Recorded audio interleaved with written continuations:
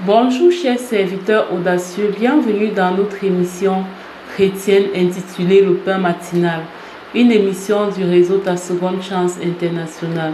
Je suis Dr Dorian et je vais nous conduire dans la rubrique Exhortation.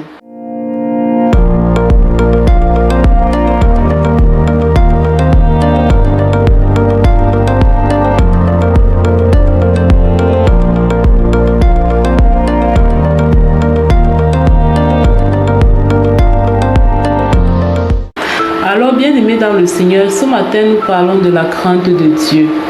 Et avant tout propos, nous allons d'abord faire la différence entre la crainte de Dieu et la peur de Dieu. Lorsqu'on a peur de Dieu, on se tient à distance, on se cache de sa face. Vous vous rappelez, chers serviteurs audacieux, dans le jardin d'Éden, lorsque Adam avait péché, en tout cas après Ève, lorsque Adam a péché, quand Dieu l'a appelé dans le jardin d'Éden, il s'est caché de Dieu. Il s'est caché. À ce moment, il avait peur parce qu'il savait qu'il avait péché. Il savait qu'il avait mal fait. Donc, dans la peur de Dieu, on va vraiment chercher à se cacher. On va vraiment chercher à se tenir loin de Dieu. Et parfois, cela arrive lorsqu'on a péché et qu'on est dans la culpabilité. On a peur de se tenir dans la présence de Dieu parce qu'on a peur d'être jugé. C'est pourquoi beaucoup de personnes, à un moment donné, ne vont plus à l'église parce qu'il y a cette culpabilité-là, il y a cette conscience du péché, ce sentiment d'avoir mal fait, qui fait que lorsqu'on se tient dans la présence de Dieu, voilà, il y a cette culpabilité et on fuit dans la présence de Dieu parce qu'on ne veut pas avoir à ressentir en fait cette peur de Dieu. Donc, c'est vraiment différent. Cette peur de Dieu est vraiment différente de ce qu'on appelle la crainte de Dieu. La crainte de Dieu, c'est contrairement à la peur de Dieu, c'est un sentiment de respect profond de la divinité. C'est un sentiment de respect de la personne de Dieu en fait. C'est une conscience de ce que Dieu n'est pas n'importe qui, n'est pas notre copain. C'est une conscience de ce que nous lui appartenons. C'est une conscience de ce qu'il est notre créateur et il nous a créés avec une feuille de route. Et nous, en tant que ses créatures, en tant que ses enfants, nous devons avoir la conscience de marcher selon la feuille de route avec laquelle il nous a créés. C'est ça la crainte de Dieu. La crainte de Dieu est différente de la peur de Dieu. Craindre Dieu, c'est vraiment se poser tout le temps la question de savoir est-ce que je suis en train de marcher comme mon Créateur veut? Est-ce que je suis en train de marcher comme celui qui m'a créé, celui qui m'a envoyé sur cette terre veut que je marche? Ok, il a prévu des lois, il a prévu des ordonnances que je devais suivre sur la terre. Est-ce que je suis en train de suivre ces lois? Est-ce que je suis en train de suivre ces ordonnances? Et quelqu'un peut dire, je ne connais même pas les lois, je ne connais pas ce que Dieu a prévu. Je ne connais pas les ordonnances que Dieu a prévues que je suive quand je serai sur la terre. Mais je vais vous dire, l'esprit a quelque chose, notre esprit a quelque chose de formidable. Il sait en fait attirer notre attention lorsque nous faisons mal. Pendant que tu me suis, tu sais, tu vas te rendre compte que généralement lorsque nous faisons mal, il y a un malaise en nous. Il y a un malaise en nous et à un moment donné, nous nous rendons compte que tel geste que nous avons posé, ce n'était pas bien. Sauf que la plupart d'entre nous, parfois, endurcissons nos cœurs. Parfois, le cœur est tellement endurci que le fait de mal faire ou bien le fait d'emprunter un chemin qui est différent de ce que Dieu a prévu, ça ne dit plus rien aux gens. Et là, on dit qu'il n'y a plus la crainte de Dieu. Il n'y a plus la crainte de Dieu quand à un moment donné, quelqu'un fait quelque chose, il sait que cette chose qu'il est en train de faire n'est pas bien et continue de s'enfoncer. Ça veut dire que le cœur de la personne est complètement endurci. Mais bien aimé dans le Seigneur, ce qu'il veut nous dire ce matin, c'est que quand il donne des ordonnances, quand il donne des lignes de conduite, ce n'est pas pour lui, c'est d'abord pour nous. Et j'avais déjà réalisé ça en fait. Que tout ce ce que le Seigneur nous demande de faire, tous les commandements, toutes les ordonnances, toutes les lois que le Seigneur nous demande d'appliquer, c'est d'abord pour notre bien. Quand il nous demande, par exemple, de fuir la fornication, et que, par exemple, quand tu es une jeune fille et que tu te livres à cette fornication, tu es exposé aux grossesses précoces, tu es exposé aux maladies, tu es exposé à devenir maman célibataire, tu es exposé à tellement de choses. Par contre, cette autre femme qui garde son corps pur et chaste pour son mari, cette autre femme-là, qu'est-ce qui se passe? Elle se marie, elle se donne uniquement à son mari et elle est à l'abri de beaucoup de maux en fait. Et en plus de ça, elle gagne le cœur de son mari parce qu'il est l'unique personne à l'avoir connu. Donc toutes les choses que Dieu nous demande de ne pas faire, c'est d'abord pour notre bien. C'est d'abord pour notre protection personnelle, c'est d'abord pour notre sécurité. C'est d'abord pour notre sécurité.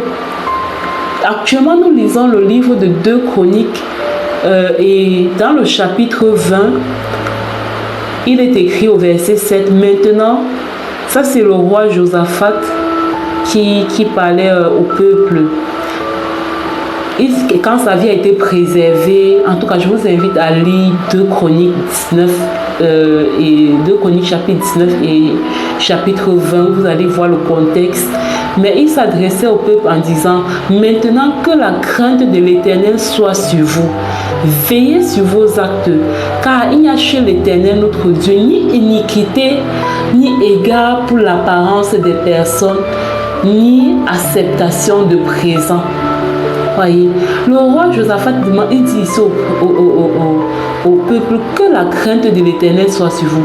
Donc faites attention à ce que vous faites. Faites gaffe à vos actes, aux actes que vous posez. Questionnez-vous, est-ce que l'acte que je suis en train de poser, est-ce que ça honore Dieu? Est-ce que ça glorifie Dieu? Parce qu'il n'y a chez Dieu ni iniquité. L'iniquité, c'est le péché en fait. Ni égard pour l'apparence des personnes, ni acceptation de présent. Dieu ne fait pas de compromis. Quand tu as mal fait, tu as mal fait. Il n'y a pas de je suis riche, donc je peux me permettre un certain nombre de péchés. Je peux me permettre un certain nombre de manquements. Donc, ceci est une interpellation pour nous tous. Pour nous dire, faisons attention à nos actes. Craignons Dieu. Il y a des choses que nous allons faire. L'homme ne peut pas nous voir, mais Dieu nous voit. Il y a des choses que nous allons faire dans l'obscurité lorsque nous sommes seuls. L'homme ne peut pas nous voir pour nous juger, mais il y a Dieu qui nous voit. Et rien que la conscience de ce que Dieu nous voit, fuyons certains péchés, fuyons l'iniquité. Parce que tel que la parole le dit ici, il n'y a chez l'Éternel notre Dieu ni iniquité, ni regard pour les personnes, ni acceptation des présents. Bien-aimés dans le Seigneur, que le Seigneur nous aide vraiment à le craindre. Quand vous voyez que peut-être le cœur est déjà à un niveau vraiment endurci, où le péché ne vous dit plus rien, n'hésitez pas à prier pour demander à Dieu. Aide-moi, augmente en moi la crainte de ton nom. Parce que sa parole dit que la crainte de Dieu, c'est le commencement de la sagesse. Qu'il nous aide vraiment à le craindre et à grandir dans cette crainte de lui. Non pas dans la peur, dans la culpabilité, mais vraiment parce que nous l'aimons. Parce que nous avons à cœur de faire sa volonté. Parce que nous avons à cœur de faire son bon plaisir. Au nom de Jésus. Amen. À présent, je passe la parole à la servante de Dieu, Lina, qui va nous conduire dans la rubrique de la parole envoyée en mission. Soyez abondamment bénis. Shalom, shalom.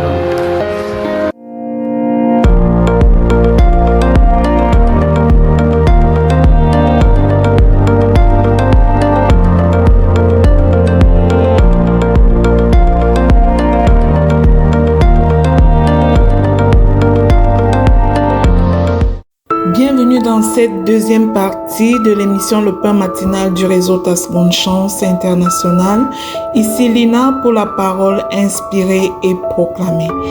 La parole que le Seigneur nous donne ce matin est la suivante. Il a pris nos infirmités et il s'est chargé de nos maladies. Il a pris nos infirmités et s'est chargé de nos maladies. Waouh, quelle profonde déclaration, bien-aimés.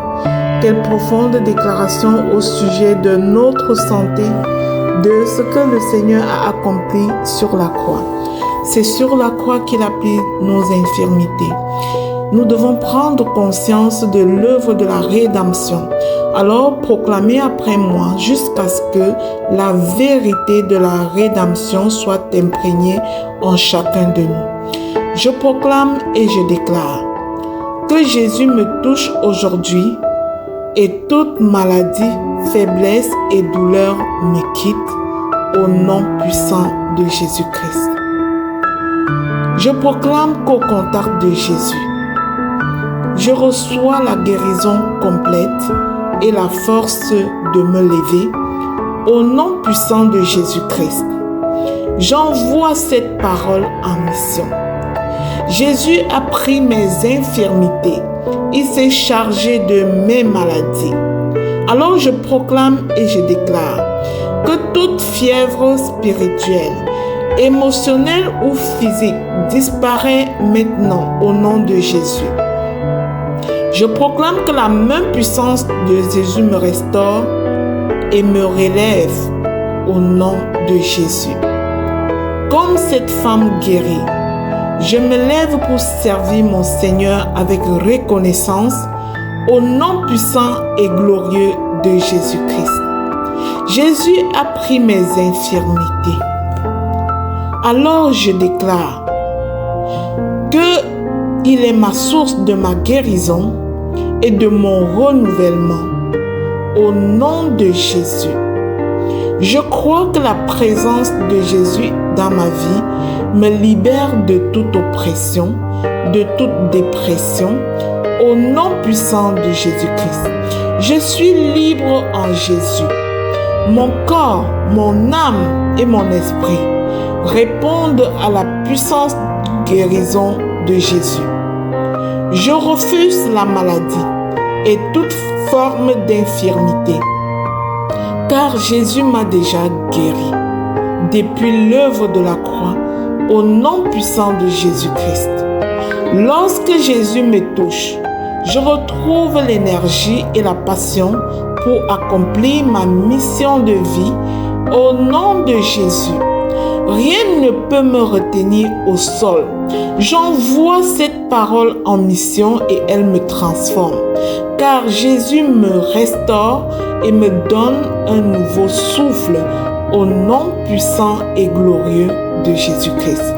Je me lève aujourd'hui avec force et gratitude pour servir mon Dieu, car il m'a délivré de toute infirmité au nom puissant et glorieux de Jésus-Christ. J'annonce que la main de Jésus est sur moi, qu'elle me libère de toute douleur et de tout fardeau. Je dépose mon lourd fardeau à ses pieds et je m'en vais avec son fardeau léger au nom puissant et glorieux de Jésus-Christ. Je rends gloire à Dieu en tout temps, car sa compassion me visite et me relève chaque jour au nom puissant de Jésus-Christ. Je suis un témoignage vivant de la main puissante de Jésus. Je suis un témoignage vivant du vent de faveur de Jésus. Je suis un témoignage vivant de la puissance de guérison qui ne vient que de Jésus-Christ, au nom puissant de Jésus-Christ. Bien-aimé, permets-moi de prier que ces proclamations puissent t'encourager à croire en la puissance de Jésus qui guérit et restaure. Sois fortifié, mon frère et ma soeur. Relève-toi et fais confiance en l'Éternel des armées. Fais confiance en ton Seigneur Jésus-Christ, car il ne te délaissera jamais au nom de Jésus.